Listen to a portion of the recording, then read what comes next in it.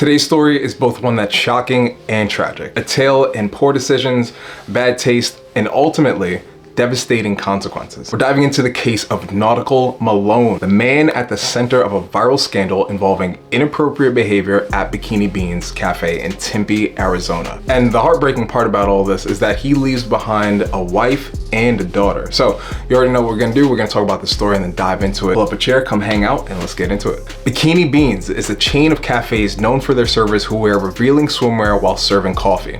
Now, on the surface, it might seem like just another quirky cafe, but in this instance, it became the backdrop for a deeply disturbing event. Hi, how are you? Good. Have you been here before? Yeah. Sir, you need to leave. Unacceptable. Unacceptable. Call 911.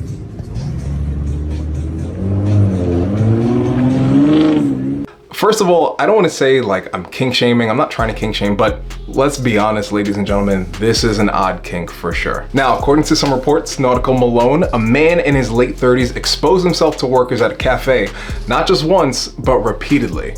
Imagine being in their shoes, just trying to work, and suddenly you're subjected to something that's honestly, between you and I, not only inappropriate, but also shocking, right? This isn't just an uncomfortable encounter. Honestly, it's outright harassment, leaving some of these victims with feelings of fear, anger, and possibly lasting trauma. Now, in my personal opinion, again, this is a strange kink, and I think this kind of kink is best left indoors. I mean, I think all kinks should be left indoors, to be completely honest with you. But this one in particular is pretty pernicious. Not even trying to sound like that guy, but just imagine being in their shoes for just 1 second, right? Like here you are at work, minding your business, trying to do your thing, and then all of a sudden you go up to a window to go serve somebody and they're not wearing any pants. I mean, can we be real about this for a second? What was Malone expecting to happen? Did he think that one of them was gonna see him and be like, oh shit, let me just go ahead and take advantage of this moment? I mean, listen, for the most part, 9 out of 10 times, you're not gonna find women out there that are down with this kind of shit.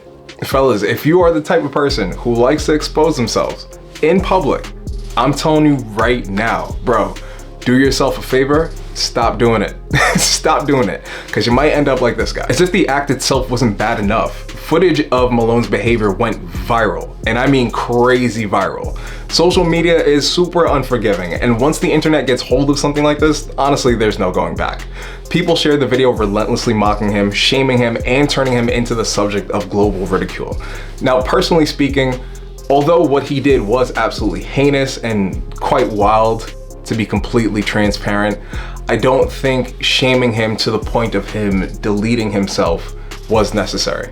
Again, it's the internet being the monolith that it is. It's always going to have its way with someone regardless if they feel like it's influencing them or not. And in this case, regardless of how we try to fight it, I'm pretty sure news just spread everywhere and eventually got to his family. In fact, I heard somewhere down the grapevine while I was doing some research that his mom actually went to Bikini Beans to confront the woman who recorded him. Now, again, I'm not saying that she's in the right here, but I could understand her sentiment because obviously this was the video that led him to his untimely demise.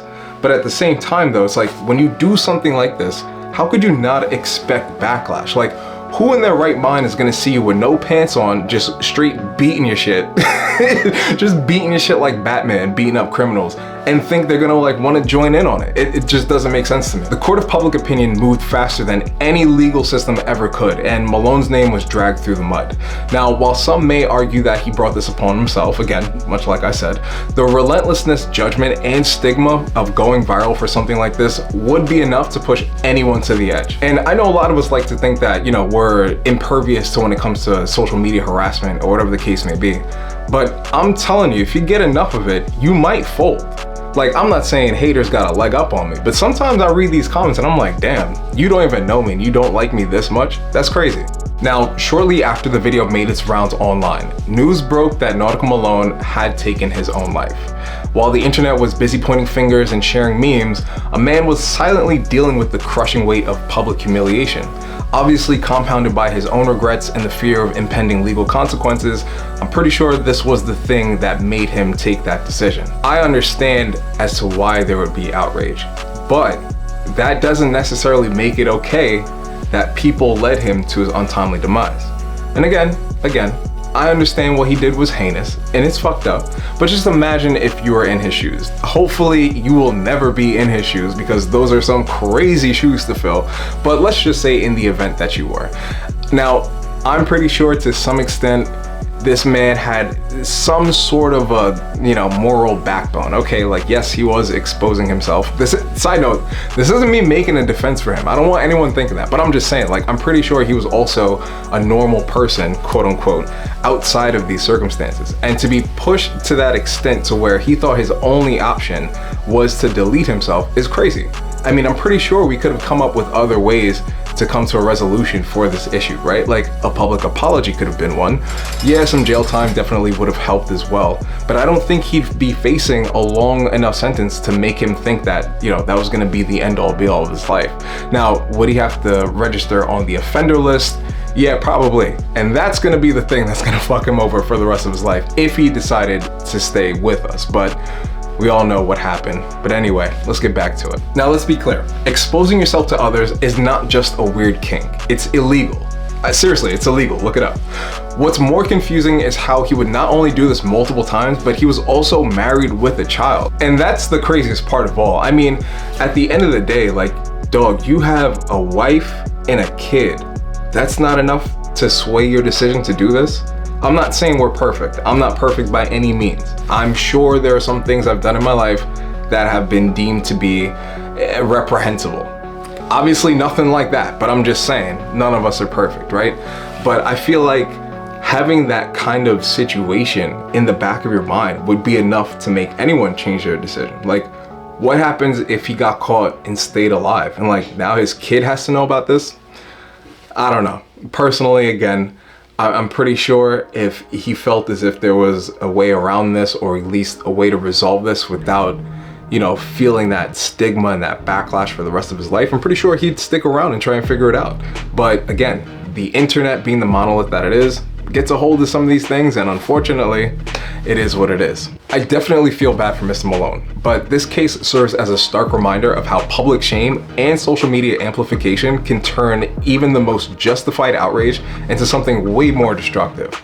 Malone's actions were certainly inexcusable, but the ultimate outcome is a tragedy for everyone involved, especially his kid. And I think, unfortunately, at the end of the day, there is no real way to, corral the internet, right? Like, opinions are going to be everywhere. I mean, I'm making a video about this very subject. I'm sure I'm adding to the issue as opposed to coming up with a solution, right? But the way I see all of this, first of all, fellas, let this be a lesson to you. Like, I could understand you having kinks, you wanting to explore things, but first of all, you should always, at the very least, explore these things.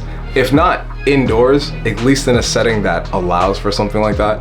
If you know, you know, right? But at the same time, the next thing you should do is make sure the person that you're doing this to is not only aware, but consents to it. And I know a lot of us like to think like consent is such a woke, taboo topic, but it's really not.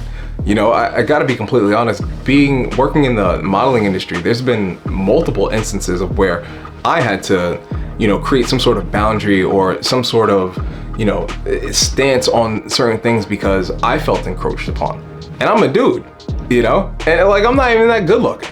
So if it happens to me, I could only imagine what it's like for someone else who's not only very attractive, but unwilling and unwanting to participate, So I think as much as we don't like to talk about consent is important, not just for the woman. I mean, fellas, it's important for you too. Like, what do you want to end up in a situation where, you're with someone who kind of gave you like mixed signals about the go ahead, and then you go ahead and do it only for that to bite you in the ass? It doesn't really seem smart in my opinion. I think you can do yourself a favor and always have the conversation. And it doesn't have to be a silly conversation. Like, I know when we talk about these kind of topics, a lot of times people like to get all like giggly and start joking about it, but for as good as sex or just the topic is, or enjoyable, entertaining, however you want to classify it, there's also a very serious component to it as well, where you have to talk about these things in order for both parties to have a good time. And if you're doing something that's not even going to let the other party know, like it's a fucking surprise, like, bro, The last thing I would want personally is if I was delivering a coffee to a woman, and you know, a woman that I'm not attracted to, and then I walk in or like I approach her window and all of a sudden she's exposing herself to me. I wouldn't want that. You let me know in the comments though, because I know some of y'all some freaks. You let me know in the comments if that's something you'd be into, but personally, I know myself, I wouldn't be into that. So I could only imagine what it's like for the woman in this case, right? But y'all let me know what you think in the comments below. I think this is a crazy story with a lot of lessons involved. And in a more serious note, again, I think it begs the question, just how serious are we having of these conversations when it comes to encounters, or just where do we put the boundary? You know, the limit on certain things. This is an obvious case, like obviously you don't do something like that, but from things a little more nuanced, I think this is a good example of, you know, just how quickly things could spread like wildfire, no pun intended, to LA. Pray for LA, I guess. But you know, how quickly things could spread like wildfire without the internet. Anyway, I've been yapping for long enough. You let me know what you think in the comments below. Don't forget to check out the links in the description. If you watched the entirety of this video and you still haven't subscribed to the channel, do yourself a favor, subscribe to the channel, share the video with the homie. We're on our way to 10K and I want you to be a part of this community. Anyway, I'll see you on the next one. Enjoy yourselves. Peace.